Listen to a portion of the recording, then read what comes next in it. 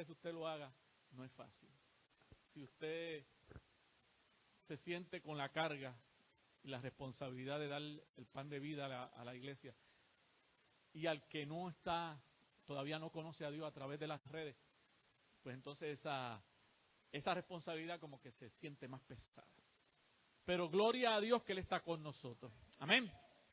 Esta mañana leímos un pasaje de un libro, de los 2 libros de la Biblia que tienen una particularidad. Ese libro tiene el nombre de una mujer. Solo 2 libros en la Biblia tienen nombre de mujer. Ruth, ¿y cuál es el otro? Esther. 2 libros en la Biblia que tienen esa particularidad. Y cuando usted lee la Biblia, hay partes que son más fáciles de leer y otras que son menos fáciles. Usted lee el libro de los Hechos, es fácil. Porque el libro de los Hechos es ¿qué? Narrativa. Lo que Dios estaba haciendo. Lo que predicó Pablo. Lo que predicó Esteban. Y usted lee el libro de los Hechos y usted... Pero hay partes en la Biblia que usted llega y como que hay que ponerle freno. Y tomarse un café. Porque esas partes donde empieza, y fulano engendró a fulano, y sultano engendró a sultana, y sultana, usted sabe, ¿verdad? La genealogía, que a los judíos les gustaba mucho. Y Mateo, en el Nuevo Testamento, en el primer capítulo, da una genealogía. La genealogía de nuestro Maestro, de nuestro Señor. Y en esa genealogía aparecen 5 mujeres. Interesante, porque las mujeres no eran nombradas en la genealogía. Ahí hay 5 mujeres. De esas 5 mujeres que menciona Mateo en la genealogía de Jesús, 3 no eran hebreas, 3 no eran judías. La primera que menciona es a Tamar. Tamar era una de las nueras de Judá. Y no vamos a hacer la historia, busque la historia, está interesantísima. Hago un paréntesis, hace un par de meses atrás tuvimos el retiro de ministerio. Y una hermana, yo estaba por ahí sentado y eran como las 10:30 de la mañana, y ya usted sabe, esa hora, el asiento cómodo, el aire acondicionado. Y ya como que estaba en una profunda meditación. Pero se levantó una hermana y dijo algo aquí que me despertó. Dijo, a mí me gustan las novelas turcas. Mire, se me fue el sueño.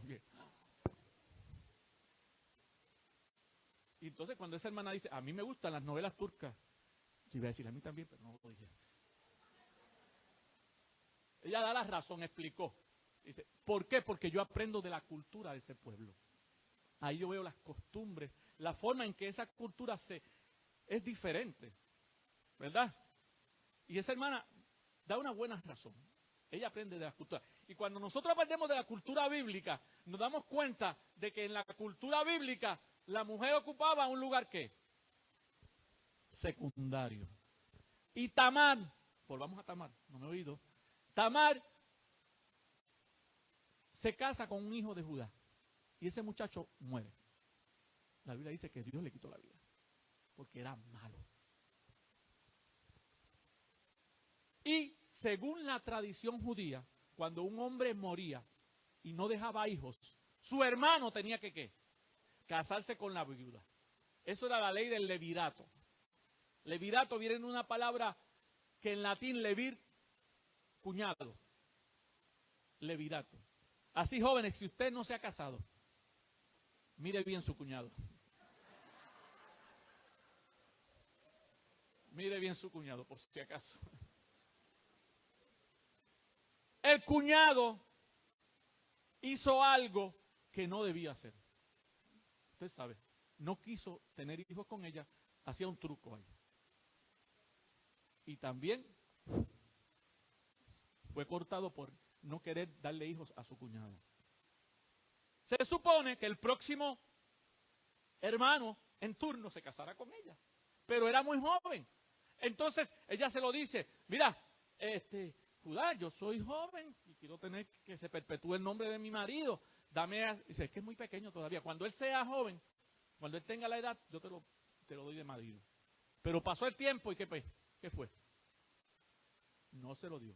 Ella se dio cuenta que el muchacho llegó joven y no se casó con ella. Así que hizo un truco. Se disfrazó de prostituta. Se disfrazó de prostituta, engañó a su suegro y se acostó con su suegro. Eso está en la Biblia, mi amado. Yo no estoy inventando. Eso, para que usted vea que la Biblia es interesante. Más interesante que las novelas turcas.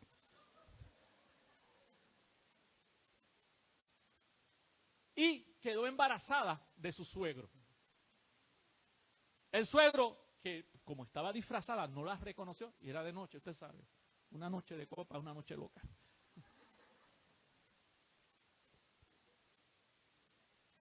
Cuando le dicen, mira, la que fue esposa de tus hijos está embarazada. Y él iba para allá. ¿Y qué? Hay que sanar el buen nombre de la familia. Y fue para allá. Y cuando él fue para allá a exigirle, ella le sacó unas piezas. Dijo, ¿tú sabes de quién es esto?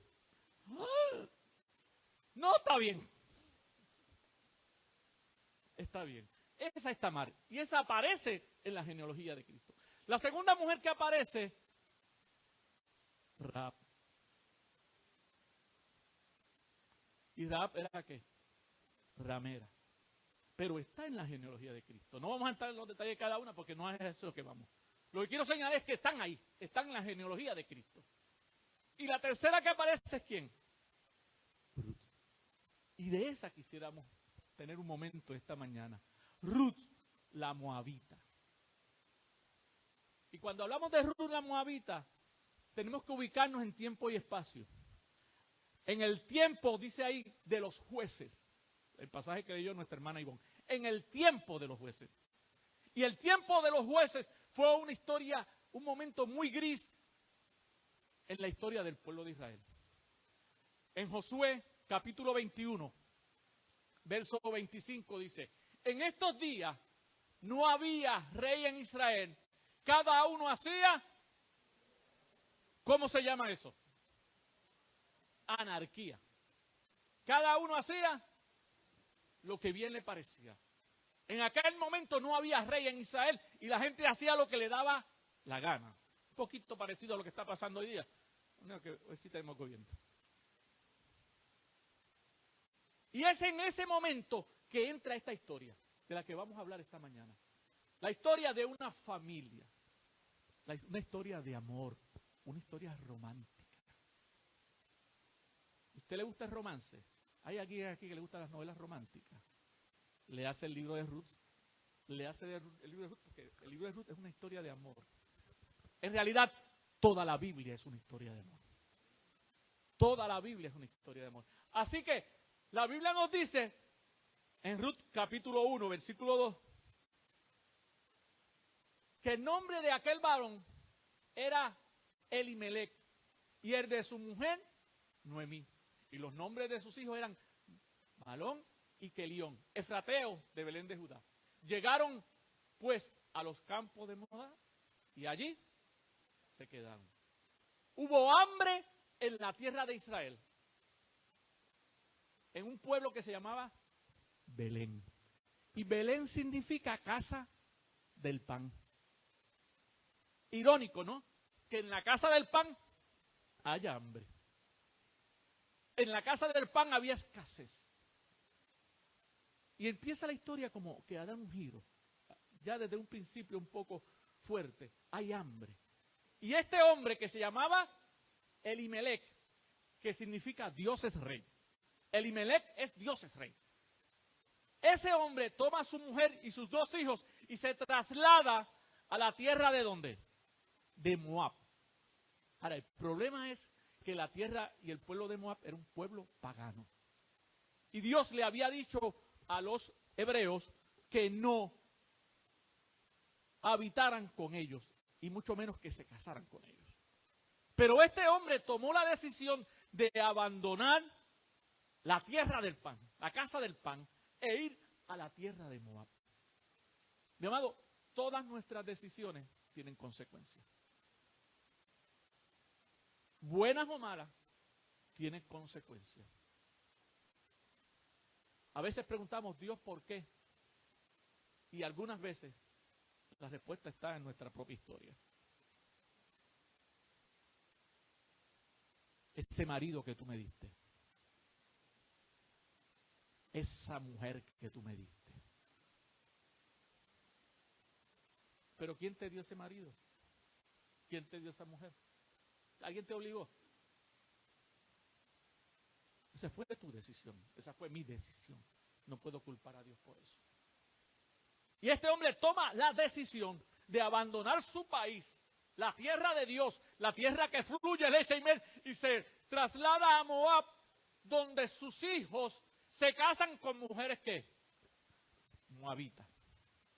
Versículo 3 dice, y murió Elimelech, marido de Noemí, y quedó ella ¿con quién? Bueno, tenía 2 hijos, los cuales tomaron para sí mujeres. Vuelven otra decisión. La ley les prohibía ese tipo de matrimonio, la ley de Dios. El nombre de una era Orfa y el nombre de la otra era Ruth. Y habitaron allí 10 años. Muere Elimelech. Noemí queda con sus 2 hijos. Sus hijos se casan con muchachas de allí y habitan 10 años. Durante esos 10 años no hubo ¿qué? Bebé. No hubo descendencia. El nombre de Elimelech va a ser borrado, que para los judíos era muy importante.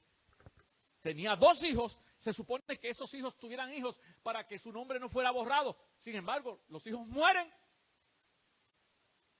y no dejan descendencia. Esterilidad. O sea, tenemos hambre, tenemos gente viviendo en un país pagano, tenemos 2 hijos que no dejan hijos. Y dice el versículo 5, y murieron también los 2, Aarón y Kelión, quedando así la mujer desamparada de sus 2 hijos y de sus 2 maridos. Póngase en la posición de Noemí ahora. Usted sale de este país, sale de Puerto Rico, y se va a un país que usted no conoce, con su familia, con su esposo, con sus hijos, y allá su esposo ¿qué? ¿Y sus hijos? ¿Cómo usted se sentiría? De eso se trata ese primer capítulo del libro de Ruth. Nos da la introducción y nos dice, mira, esta mujer estaba pasando por un momento muy, muy, muy duro. Y en la vida nos llegan momentos duros. Y nos llegan a todos. Jesús dijo, en el mundo tendréis aflicción, pero confiad, yo he vencido al mundo. Los tiempos malos nos llegan a todos. Ya sea por nuestras decisiones o ya sea por razones que nosotros ¿qué? No conocemos. Cuando son nuestras decisiones, aunque nos duelan, esas pues las baldeamos porque sé que fue lo que yo escogí. Pero ¿qué sucede cuando son situaciones que usted no escogió? Ahí está el asunto. Noemí tenía que someterse a su esposo. Quien decidió ir a Moab fue el jefe, él era la cabeza. Ahora, por la decisión que tomó Elimelech, esa mujer no tiene esposo, no tiene hijos, no tiene nietos. Está sola, desamparada en un país extraño. No hay seguro social. No hay plan 8. No hay tarjeta de la salud. No hay cupones. No hay asistencia del gobierno de ninguna parte. Una mujer viuda, sin hijos, estaba en el escalón económico más bajo de la sociedad. ¿Cómo iba a comer? ¿Cómo iba a vivir? Estoy en un país extranjero, no tengo familia, ni familiares tengo aquí. Pero ella oyó una buena noticia. ¿Cuál fue la buena noticia que ella oyó? Que había ¿qué en Belén? Había comida en Belén. Así que ella se levanta y se dirige a sus tierras. Lo que hubiese hecho yo, lo que hubiese hecho usted. ¿A dónde usted se va si está en un país extranjero? ¿A dónde usted quiere ir? A casa. Y ya las cosas en casa están bien. Ya hay comida en Belén. Hay pan en la casa del pan. Vuelvo a Belén. La decisión es buena. Así que ella le dice a sus dos nueras. Y eso de las nueras, yo oí a alguien que me dio una idea sobre de dónde es que viene eso de nueras. Y me dijo ese señor, lo que pasa es que cuando la suegra conoce a la muchacha, dice, esa nuera. Esa nuera. Yo no sé si eso es cierto. Eso del hebreo, del griego, del güey. Así que ella tiene las dos nueras, Orfa y Ruth. Y le dice, muchacha, ustedes están jóvenes. Oiga bien esto, lo que le dice ella. Ustedes están jóvenes, se pueden casar y tener ¿qué? Hijos. Quédense aquí, vuelvan a su pueblo y a sus ¿qué? Ahí fue que falló el consejo. Fíjense lo que le está diciendo Noemí. Quédense, y eso es comprensible. Quédense en su casa. Cásense de nuevo, ustedes son jóvenes, son dos muchachas jóvenes, cásense de nuevo. El problema es que en el consejo le dice que vuelvan ¿a quién? A sus dioses. Ya vemos que Noemí no estaba muy clara en términos de que, ¿cómo tú le vas a aconsejar a un pagano que vuelva al paganismo? La Biblia dice que, usted sabe, esta es la escena trágica. Las dos muchachas encima de la viejita llorando. No te vayas, Noemí, no me tengo que ir. Quédense, no me quedo. Y él fue llorando. ¿Qué?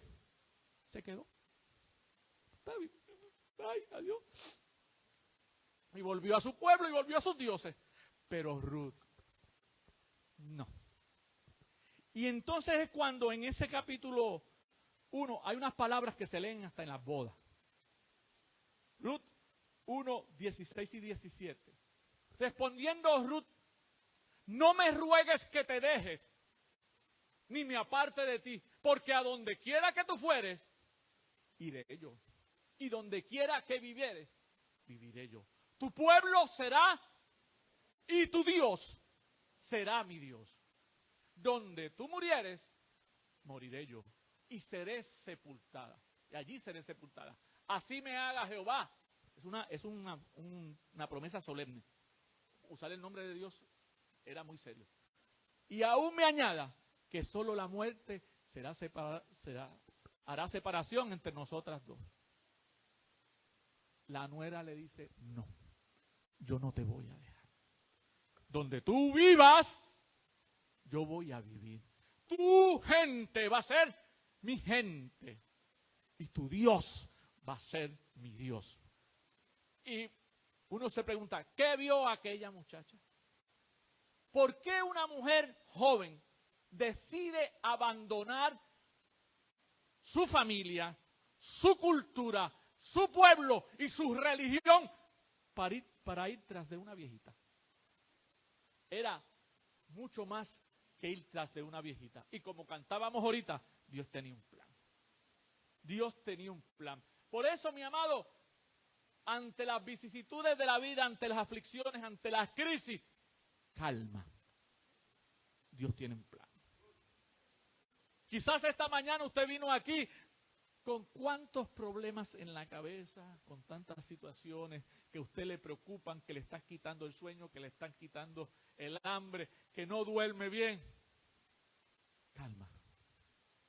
Calma. Calma. Dios tiene un plan. Aquella muchacha le dijo, no, yo me voy contigo. Qué fidelidad, mi amado. Qué fidelidad. Cuando en esta época, ni a las madres, gracias hermana, lo iba a decir. Usted, ¿sí? Exacto, lo está diciendo una madre. Que a veces desechamos a los viejitos, los echamos a un lado. Esa mujer decidió cuidar a quien no era su madre. Vivir su vida para ella. Eso se llama amor. Eso es amor. Amor no es un regalo el día de madre. Ni unos chocolates el 14 de febrero. Amor es tomar decisiones de yo ir con él o con ella hasta el final. Esté como esté. Linda o fea. Flaca o gorda. Ya me están tirando. Es decidir que yo con esa persona voy a ir hasta el fin. Y voy a afrontar las consecuencias que me traiga la vida. Porque ella no sabía lo que iba a pasar. Claro, tú y yo ya leímos el libro y sabemos lo que pasó. Pero ella no sabía lo que iba a pasar. Así que, dos buenas noticias para Noemí. Oiga bien, ya en Belén hay ¿qué? Comida. Y a tu lado tienes ¿a quién? A Ruth, que no te va a dejar. ¿Son buenas noticias o no son buenas noticias? Y a veces en nuestro dolor, en nuestra angustia, en nuestras frustraciones por las cosas en la vida, no vemos lo que Dios está haciendo. Y estaba en Dios, por eso mismo, porque Dios estaba ¿qué? Moviéndose. Tras bastidores Dios se está moviendo. Underground dirán los muchachos, Dios se está moviendo. Quizás tú no lo ves, quizás tú no lo entiendes, pero Dios se está moviendo. Mi amado, aquella mujer le dice, bueno, si tú quieres ir conmigo, ve conmigo. Y llegan a Belén. No vamos a hablar de todo el viaje no lo narra, pero es un viaje largo. Y a pie. Llegan a Belén, y cuando llegan a Belén, todo el mundo, ¡ah! Pueblo pequeño. Mira quién llegó. Mira. Llegó Noemí. Y en el versículo 20 y 21, ella dice las siguientes palabras. Y ella le respondió, hablando de Noemí, no me llaméis Noemí, sino llamadme Mara, porque en grande amargura me ha puesto el Todopoderoso. Yo me fui llena, pero Jehová me ha vuelto con las manos vacías. ¿Por qué me llamaréis Noemí? Ya que Jehová ha dado testimonio contra mí y el Todopoderoso me ha afligido. Ahí hay un juego de palabras. Noemí significa la dulce, la placentera. Mara significa la amargada. ¿Se ha sentido usted alguna vez amargado? Usted me dirá, ella tenía razones. Claro que tenía razones. Se había muerto el esposo, se habían muerto los hijos, no tenía nadie. Bueno, aparentemente no tenía nadie. Y ella llega amargada. Y no hay peor testimonio al mundo que un cristiano amargado. No hay peor testimonio al mundo que un cristiano amargado. No digo sufrido, digo amargado. Todos podemos sufrir y vamos a sufrir. Todos podemos llorar y vamos a llorar. No se trata de llorar o no llorar. Se trata de la actitud con la que tú enfrentas esas situaciones. Y esta mujer estaba amargada. No le olían ni las azucenas. Yo tenía una compañera de trabajo de fulana, ¿cómo está? Llenita de odio.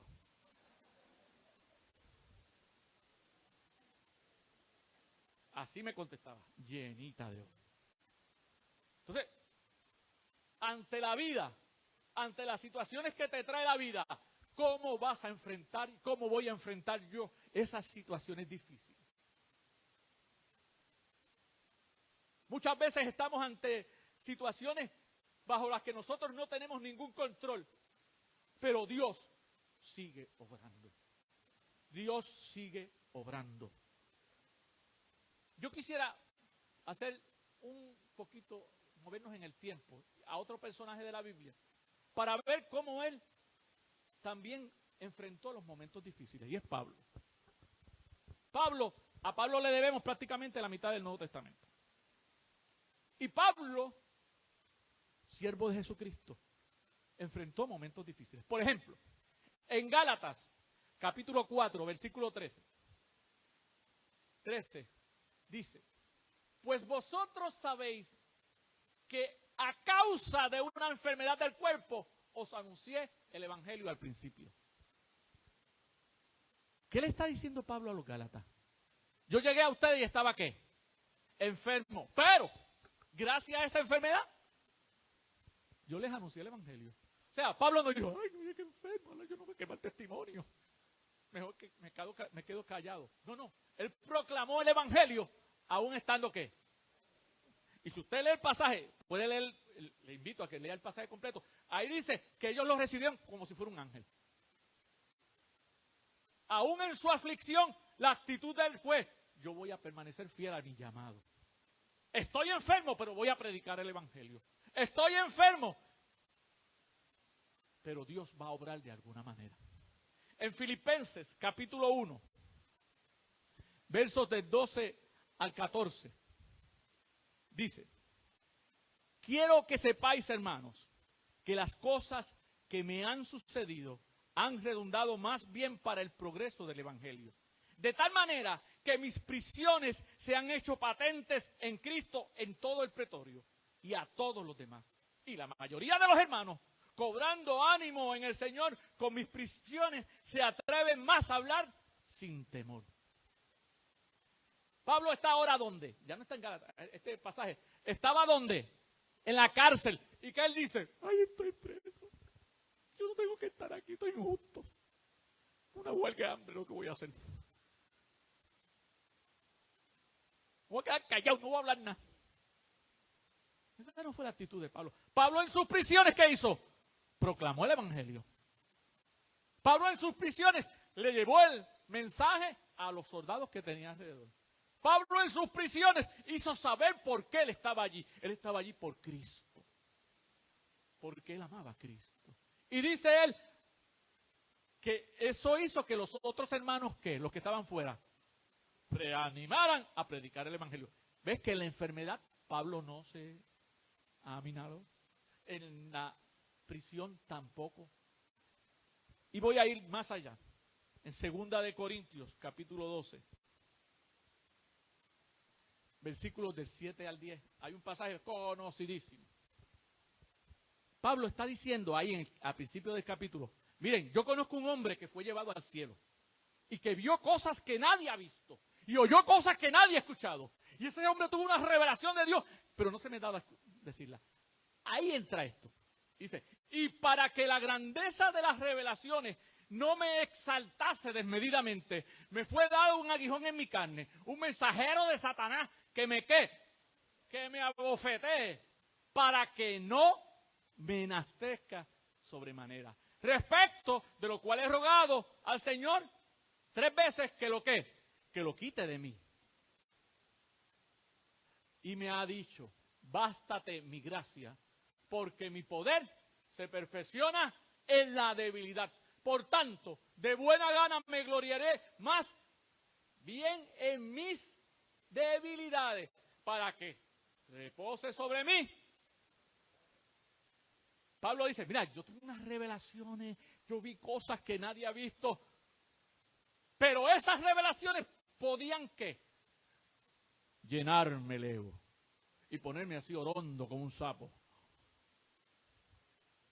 Nadie ha tenido las revelaciones que yo he tenido. Directo al cielo. Directo al cielo. Yo soy Pablo. Y dice, para que eso no suceda, me fue dado ¿qué? Y hay situaciones en la vida que hacen que yo me mantenga como humilde. Para que yo vea que el poder no es mío. ¿El poder es de quién? De Dios. Y Noemí no sabía eso. Claro, Noemí vivió 1000 años antes que Cristo. Estamos hablando de una mujer que vivió 3000 años atrás. Ella se amargó. Ante las situaciones de la vida, ella no pudo decir como Pablo, su gracia me sostiene. Pero su gracia nos sostiene a todos nosotros, mi amado. Es su gracia la que me sostiene. Que en medio de las tribulaciones, en medio de las dificultades, en medio de las enfermedades, tú puedas decir, confío en ti. Yo confío en ti. Yo sé que tú lo vas a hacer. Yo no sé cuándo, yo no sé cómo, pero tú tienes el control, Señor. Mi vida está en tus manos. Como mi vida está en tus manos, Señor, yo voy a confiar en ti. No voy a vivir amargado, como si todas las mañanas me chupara un limón. No, no, no. No, yo voy a estar contento, alegre, aún en medio de las situaciones que me traiga la vida. En medio de las dificultades, yo voy a confiar en ti. Aquella mujer sabía que Dios, porque usted ve el pasaje completo, como lo leyó nuestra hermana, puede leerlo después, ese capítulo primero de Ruth. Ella sabía que no habían hecho ciertas cosas bien. Pero la actitud de ella fue ¿qué? Negativa. La respuesta de ella fue negativa. Me voy a amargar. Ya no me llamen Noemí, ahora yo voy a ser Mara. Pero sabes que Dios, aún a pesar de nosotros, sigue obrando. Aún cuando yo no tengo buenas actitudes, Dios sigue obrando. Aún cuando yo meto las patas, Dios sigue obrando. Y voy a sufrir consecuencias, pero Dios va a ir, mire, guiándonos, llevando, moviendo, hasta que nos pone en el lugar donde Él quiere que estemos. La Biblia dice, hoy hasta las 4, ¿verdad, pastor? Está bien. 3:30, está bien. No. La Biblia dice que llegan a Belén y la muchacha, Ruth, ¿qué hace? Va a solicitar los cupones. El seguro social. No había seguro social, no había cupones. 2 viudas solas. Lo único que podían hacer es lo que ella hizo. Ir a los campos. Y otro detalle. Cuando ellas llegan ahí, ¿qué tiempo era? Tiempo de la siega. Ella no llega sola. Ella llega con una muchacha que la va a ayudar. Y ella llega en el momento de la siega. Entonces le dice a la muchacha, bueno, si tú quieres. Y ella dice, pues yo voy a trabajar. La ley de Moisés decía que cuando se cosechaba, los que cosechaban no podían volver atrás a recoger lo que caía. Tenían que dejarlo para que los pobres y los extranjeros, ¿qué? Así que esa muchacha iba a mendigar prácticamente. Pero ella no le importó. Ella fue, vio aquel campo, pidió permiso. ¿Puedo aquí? Sí. Mientras los trabajadores iban cortando, ella iba atrás, recogiendo lo que se le caía a los trabajadores. Y resumiendo, llegó Boaz, el galán. Era el dueño de la finca. Y dice, ¿y quién es esa muchacha? En un pueblo pequeño, todo el mundo conocía a todo el mundo. ¿Quién es esa muchacha? Y dicen, esa es la nuera de Noemí. Que llegaron de Moab y pidió. Y pues está bien. Pero mira, dejen caerle un poquito más. Dejen que caiga un poquito más. Sí, que se le caiga un poquito más para que ella pueda recoger más. Y tienen una conversación. Y él le dice, mira, ven acá muchacha, hija mía. Él la trata con mucho respeto. Dice, hija mía, no te vayas a otra finca, quédate aquí. Quédate aquí en esta. Aquí es que. Quédate ahí y mira, y tú recoges. Y más, y de los beneficios que tienen mis trabajadores, tú también tienes. Tú puedes coger del agua, vete a la fuente. Y la invita a comer. Y le dice a los trabajadores que nadie la moleste. Que nadie la moleste. Dios empieza ¿a qué? A obrar. El detalle, el plan de Dios se va a cumplir como sea. Aunque tú no lo entiendas, aunque tú no lo comprendas. Ella fue a ese campo, ella no sabía de quién era ese campo. Ahora, vos era familia de quién? De Noemí. Era familia del marido de Noemí, de Elimelech. Por lo tanto, ¿se recuerdan la ley de la que hablamos ahorita? Pues él le aplicaba. Él podía y debía, si era la persona adecuada, casarse ¿con quién? Con Ruth. Hay una serie de detalles ahí que yo no voy a entrar, léalo, usted realmente se va a disfrutar ese libro y investigue. El punto es que cuando ella llega a la casa le dice, mira todo lo que recogí, porque la muchacha trabajaba de sol a sol, eso sí. ¿Y a dónde tú fuiste? A la finca de vos. ¿Vos? Pues será primo de mi marido. Será familiar de mi marido. Ah, pues mira, él quizás nos puede redimir. Porque estaba la ley del levirato, que era la ley que decía que un hombre debía hacer que la descendencia de su hermano no pereciera. Pero estaba la ley del pariente redentor. La ley del pariente redentor decía que si usted perdía sus propiedades, si usted perdía, porque ya sea por un mal negocio, por mal tiempo, usted pierde sus propiedades, un pariente suyo podía ¿qué? Pagar para que eso regresara a la familia. Ese era el pariente redentor, el que me rescataba. Cuando Job dice, yo sé que mi redentor vive, está hablando de ese redentor, del pariente que paga por ti, del pariente que te rescata. Así que ella le dice, mira, Ruth, él va a ser nuestro pariente redentor y el que te va también a redimir para que tú tengas hijos. Pero hubo un detalle. Había un detalle. Cuando ella habla con vos, le dice, mira, ella se quita, Ruth, Noemí le dice, quítate los vestidos de viuda y vístete como una muchacha soltera. Y dile que tú estás disponible. Dice, sí, mira, tú eres mi pariente redentor. Dice, lo que pasa, fíjense, vos eres un hombre serio. Dice, yo no soy el pariente más cercano. Hay otro pariente más cercano. Vamos a hablar con él. Yo voy a hablar con él. Se van a la puerta del pueblo. Los asuntos importantes se discutían en la puerta del pueblo. Así que van a la puerta del pueblo. Él se sienta con los ancianos como testigos. ¿Y qué pasa? Viene el pariente, el que sí le tocaba. Fulano, ni el nombre da la Biblia. Así le dice, fulano, ven acá. Mira, regresó Noemí. Y hay unos terrenos ahí que eran de ella, hay que rescatarlos. ¿Tú los vas a redimir? Ah, claro que sí. Yo voy a redimir, claro que sí. Redimir. Ah, sí, pero hay un detalle más. Ella vino con la nuera. Si quieres los terrenos, tienes que casarte, ¿qué? Ah, no. Hasta ahí llegamos.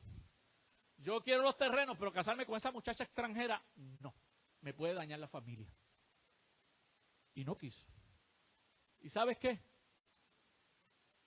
Vos entonces redimió. Se casó con Ruth.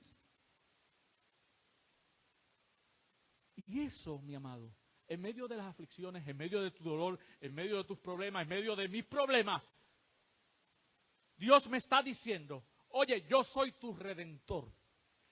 Cristo es nuestro redentor. Teníamos una deuda que no podíamos pagar. Estábamos sumidos en el pecado, en la aflicción, en el dolor. Pero Cristo va al Calvario y paga mi pecado, tu pecado, para que tú hoy puedas ser libre. Él es el pariente redentor. Cristo es ese redentor que pagó mi pecado. No importa cuán grandes hayan sido, no importa cuán feos hayan sido, no importa lo que diga la gente, Él pagó por mis pecados. Él es mi redentor. Y hoy yo soy parte de la esposa. Tú eres parte de la esposa del Cordero.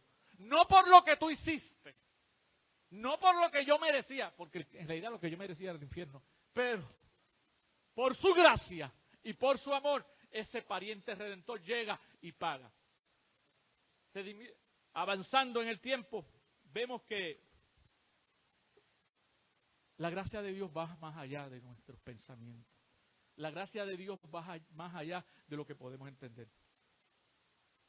Y yo veo a veces gente como Noemí, que ellos creen que están aquí porque sí. Bueno, a ver qué pasa. Porque es que la vida está así. Yo siempre les cuento de ese hermano que se crió en mi iglesia, que él decía, fulano, ¿cómo tú estás? Pues, hay madres que paren hijos para verlos sufrir. Esa era la respuesta. Y estamos hablando de alguien que estaba en la iglesia años. Y esa era, fulano, ¿cómo está? Aquí, como el guineo en la mata. Engordando para morir pelado.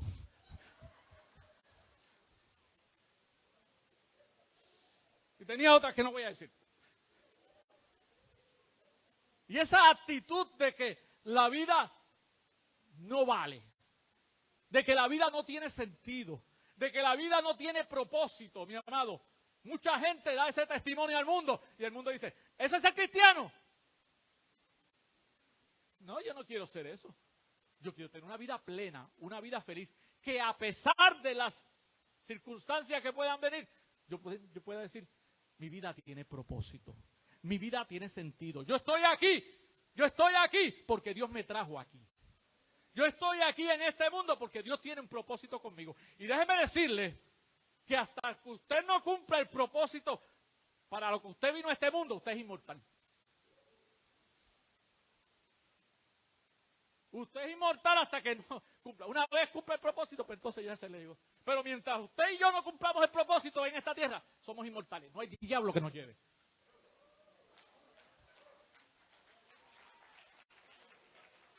El infierno no puede contra nosotros. Porque Dios tiene un propósito. Aquella mujer no lo comprendía. Mateo capítulo 10, versículos 29 al 31. Jesús le dice a los discípulos, no se venden 2 pajarillos por un cuarto. Con todo, ni uno cae a tierra sin vuestro Padre. Pues aún vuestros, ¿qué? Cabellos están, ¿qué? Así que no temáis, más valéis vosotros que muchos pajarillos. Tú vales más que cualquier pajarito. Y los pajaritos, Dios los cuida. ¿O ha ido usted al banco y ha encontrado un pajarito haciendo fila en el banco? ¿Ha visto usted haciendo compras allá en el supermercado un pajarito? Ni van al banco, ni van a las compras. Pero el Señor los ¿qué? Los sostiene. Nosotros valemos más que ellos, dice Jesús. Así que si nosotros valemos más que ellos, no tenemos que andar con temor en la Biblia, en la vida, porque Él va con nosotros. Dios no está buscando que tú seas infeliz, todo lo contrario. Dios quiere que tú seas feliz. Pero la felicidad únicamente se encuentra cuando yo me encuentro con Cristo y me rindo a sus pies. Y termino con esto, un versículo que ustedes conocen, Jeremías 29:11. Porque yo sé los pensamientos que tengo acerca de vosotros, dice Jehová. Pensamientos de paz y no de mal, para daros el fin que esperáis. Mi amado, Dios no es tu enemigo. Cristiano, cristiana, Dios no es tu enemigo, Dios es tu aliado. Por lo tanto, lo que pasa en la vida, Dios va a hacerlo de alguna otra forma que se torne ¿a qué? A tu bendición. Termino con esta experiencia que tuve cuando era adolescente. En la iglesia que me crié, teníamos cultos los domingos por la mañana y por la noche. Aparte de los otros cultos que teníamos durante la semana. Eso era así. Era escuela dominical toda la mañana. Y después a las 7 teníamos culto de nuevo. Una vez en la escuela dominical, terminando la escuela dominical, el pastor dice, vamos a orar por este hermano. Una persona inconversa. Su esposa está grave en el hospital. Está muriendo. Tiene 2 niños chiquitos. Vamos a orar. Él viene esta noche. Y vamos a orar para que el Señor sane esa muchacha y el Señor la salve. Esa noche llegó el hermano José. José, yo estaba sentado en los bancos de frente. Ese hombre llegó y desde que llegó se tiró en el altar y llora. Yo no veía cómo se sacudían los hombros de la angustia que llevaba ese hombre. Cuando hicieron el llamado, José aceptó a Cristo como su Salvador. Pero durante la semana llegó la noticia que la esposa murió. Yo soy medio carnal, o completo a veces. Dije, ese no vuelve. Ese no vuelve. Porque mira, vino aquí para que el Señor le sanara a la esposa y la esposa se la llevó el Señor. Miren, ya van más de 40 años. José todavía está allí en la iglesia. ¿Por qué? Porque aunque lo que lo trajo a él fue esa circunstancia dura, por esa circunstancia dura él conoció a Cristo. Se convirtió él de verdad. Lleva 40 y pico de años. Vaya ahí a la iglesia cristiana Betel en la Monja, lo va a encontrar. Pregunte por José Meléndez, un hombre que está sirviendo a Dios allí. Se convierte en la mamá de él. Se convierte en las 2 hermanas de él. Varios sobrinos de él se convirtieron. Ay, yo no lo haría así, pero Él es Dios, yo no. Yo no sé por qué pasan ciertas cosas. Hay cosas que no tienen explicaciones, pero yo sí sé que Dios sigue teniendo el control.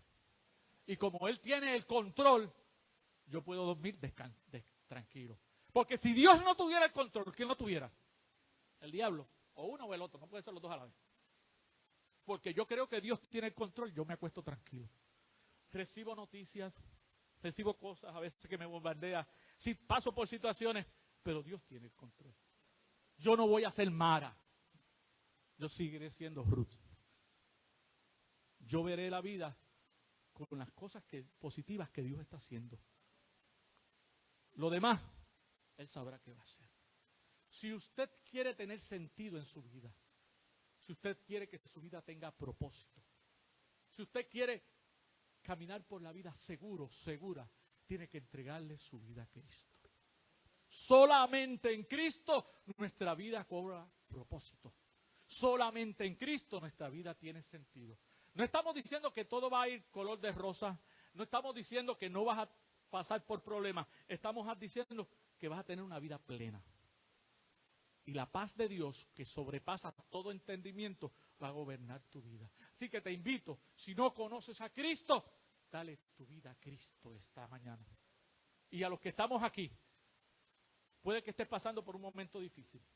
Puede que estés pasando por una situación de la que tú no tienes control. Pero Dios sigue en su trono. Y si tú eres hijo o hija de Dios, Dios va a hacer lo increíble en tu vida. Esperemos grandes cosas de Dios. Padre, en esta mañana te bendecimos, Señor. Te damos gracias por la oportunidad de estar ante tu pueblo. Bendice a cada